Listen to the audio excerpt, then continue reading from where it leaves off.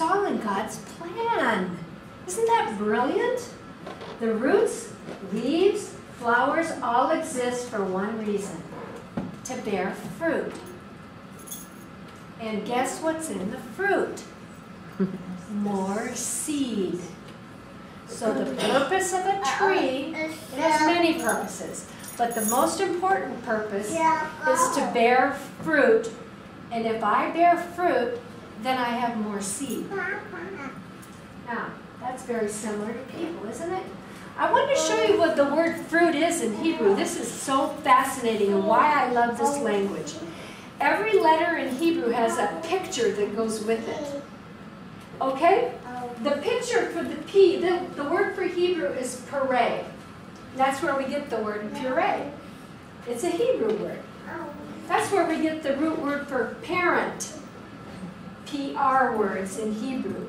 We get the word freedom because the P and the R are the same. That doesn't matter. Okay, so the symbol for the P, that's the P, is the mouth. The symbol for the R is a head. And the symbol for the hand is the working hand. So, there's a message in the word fruit in your Bible, in Hebrew, which you'd never see in your Bible, unless you read it in Hebrew. Here's the word picture from the word fruit. Whatever is in the middle in your head, as a man thinketh, so he is, will affect what comes out of your mouth and what you set your hand to do. So when Jesus said, you'll know them by their fruit, he's saying, whatever's up here will affect what comes out of your mouth and what you put your hand to do. That has a whole different meaning to me when you say, what's the fruit of your lips? What's the fruit of your life? That to me is like another whole level. You know, and now when they talk about the fruit in the Bible, I see it, and I can go all over the place with just one word. That's why to me this language is so beautiful. What is the fruit meant to do? The fruit remembers and acts and speaks on behalf of the tree. The fruit acts and speaks on behalf of the tree. So if you see the fruit, you know that it came from a specific seed, because you can see it. Do you understand what I'm saying? Are you following me? Some people are going like this, some are like, huh? So, the fruit of the tree represents which seed it comes from. You just identified a bunch of fruit on the trees. I didn't ask you to identify the seed, I just said the fruit. Okay, so moving on. The fruit remembers what it is and what it's supposed to do. Now the Bible talks about trees. This is what's so fascinating. I did a full Hebrew study with about 40 CDs on just trees biblically. I'm going to make this so simple kids can get it. Here's your whole Bible. It started with 2 trees. There was a tree in the middle. There's only one tree at the end. And all these trees in our Bibles will bear fruit. And they'll come from just 2 trees with only 2 seeds and 2 kinds of fruit. The first tree that the Bible talks about is the tree of the knowledge of good and evil and the tree of life. Now, in Hebrew mindset, the tree of good and evil, in Hebrew thinking, that word evil is not what we think it is. We think evil people are the Satanists and the murderers and the blah, blah, blah. But in Hebrew, the word evil means you're not functioning in your design and purpose. That's a lot different. Like if I had a pottery bowl that was designed and its purpose was to knead bread. And I took that thing and I dropped it and it shattered into 1,000,000 pieces, they would call it ra'ah, which is wicked. Because it can no longer function in its design and purpose. It's that simple. We make it theological. These are abstract. Our words in our Bible, in the translation, is a totally different meaning when go back to the Hebrew. So when something is called evil, it means it's not functioning as God designed it. So in the beginning, when he said, it's all good, it's very good, even that word good doesn't mean good like we know it. The word good means it's complete and ready to go. So when God created everything, he said, don't add to it, don't take away from it. It's going to function just like it's supposed to. Don't add to the water, don't take away anything from the water, it's ready to go. Don't add to the air, don't take away anything from the air, it's ready to go. Here's the man, here's the woman, here's your kids, here's the home. I've got it all set up, don't mess with it. It'll function the way it's supposed to function. Very simple. The tree of life represents God's wisdom. This represents man's wisdom. This tree comes from experience. This tree comes from emotion and senses. So it's an experiential knowledge. This one comes from a relationship with the Creator, and it's a relational wisdom. What does God say about me? What does God say who I am? And it's about my relationship with Him and what my Father says I am. This one is what the world tells me I am. This is why we have so many people when we're confused. It's not about people, it's not about all the things we think it's about. It's about our Papa, the one who made us, who knows us best. He is the one, if I have a relationship with Him, will tell me who I am. I have so many stories, I'm not going to go there or I'll get off track. All right, so these are the two trees, and these trees are rooted in two different things. This tree is rooted in pride. Everything that goes awry in our culture can be traced back to this soil, the soil of pride. Think of anything that you want to call sin, and see if you can't trace it back to pride. I want something I don't have, because I think I deserve it. Or, I like that wife better, I think I'll go find her. Or whatever it is, you can trace it back to this one. And you know what the rabbis call it? They call it on the 10 Commandments, they call the bottom letter of the 10 the fire that lights the dynamite. And that 10th, the 10th commandment is thou shalt not covet.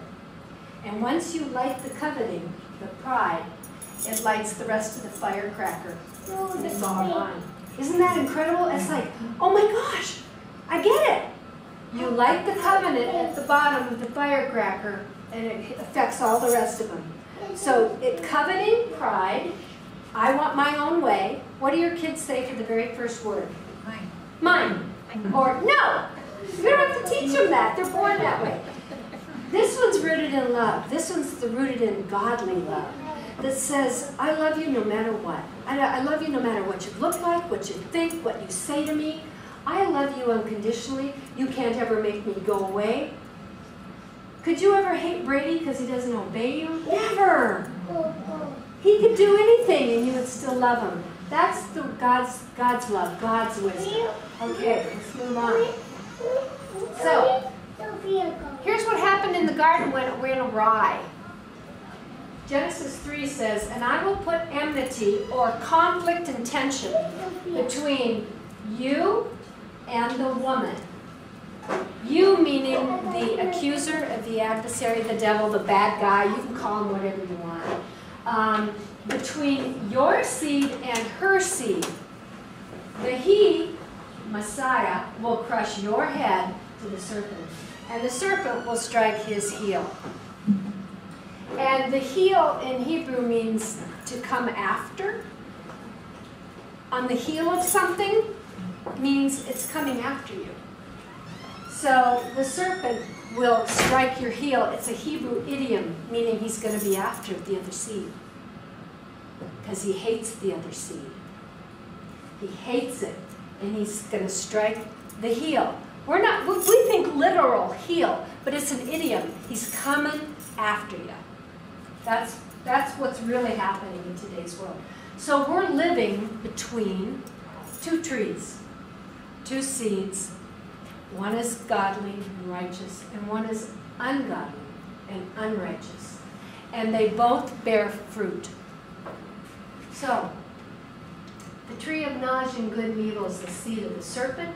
Jesus talked about Adam in the garden. Jesus talked about the serpent, and he talked about the seed. So you can't love Jesus and say, oh, this doesn't exist, because Jesus talked about it. So it's man's ways versus God's ways. Let's go to the natural first and look at the natural seed, which comes first. The natural comes first, and then the spiritual. So here's the seed from the tree of the knowledge of good and evil. Did you know that we also come from a tree naturally? Do you know in California there's a whole movement where you get placenta prints when you have a baby? That's a placenta print. They call it the tree of life. They actually have a whole culture in California where now it's hip to have a board, and you take the placenta and you put it on, and you put their date and their name, and they actually are freeze-drying placentas, and people are taking them in pill form to help bring in the milk of the mother, blah, blah, blah. I had no idea there was a society like that. But that's what was going on in California. But I think it's, you know, whether or not you agree with that whole thing, doesn't matter. The point that I'm trying to make is, doesn't it look like a tree? It nourishes us. Okay. So here's the fruit of the environment. Here's when man gets into things. Here's what man does to the air, to the water, to their environment. This is the results of man's ways. That's the fruit of our environment today, isn't it, folks? Right now on the beaches in California last week, they had hundreds of thousands of red crabs wash up dead on our shore. And we're like, what the heck? We've lived here 36 years. This has never happened. There are so many strange things happening in the air, in the sea, in the water. Things are going south. There's lightning in the winter. It's like even the elements are confused. It's a different world we're living in. Here's the fruit of the nations right now. We got so much going on between the nations. This is the fruit of man from the tree of the knowledge of good and evil. This is a spiritual longing. This is what's going on in our country spiritually. You know, it's a free-for-all. Whatever you think is right, that's what's right. There's no more truth. Oh, my truth is not your truth. So there is no right or wrong anymore. All the borders have been removed. And now it's just whatever Oprah says. It's whatever Deepak says. I mean, maybe you're not feeling it, but in California, OMG. You know, it is so cultish that there's a whole highway in my city that is the highest cult witchcraft in the nation, in Leucadia. It had on the front page of our paper that the older witches were teaching the younger witches how to be witches. This is going on in my community. The fruit of the culture. Look at all the things that are going on in our culture right now. There's lots going on, isn't there? Now, if you have a tattoo, I don't want you to freak out, but it's an interesting phenomenon, don't you think? I have my own view. It's just mine, and I'll share it with you in a minute. But just like a tree, when you cut into the heart of a tree, it's interesting. You can look at the rings of a tree and find the wound of a tree. People who are familiar with trees can go in and say, oh, wow, this is bad. That year, there was a huge fire. You can even see it on the rings. Or they'll come and say, wow, they had a lot of rain that year. Look how fast the tree grew between the rings. Or if there was a drought, the rings will be really close, very little growth. So look at how that is with people. You go to the very heart of people, and it comes down to what the environment did to the heart of that person. Even the trees show it. You go to the core of the tree and you find the wound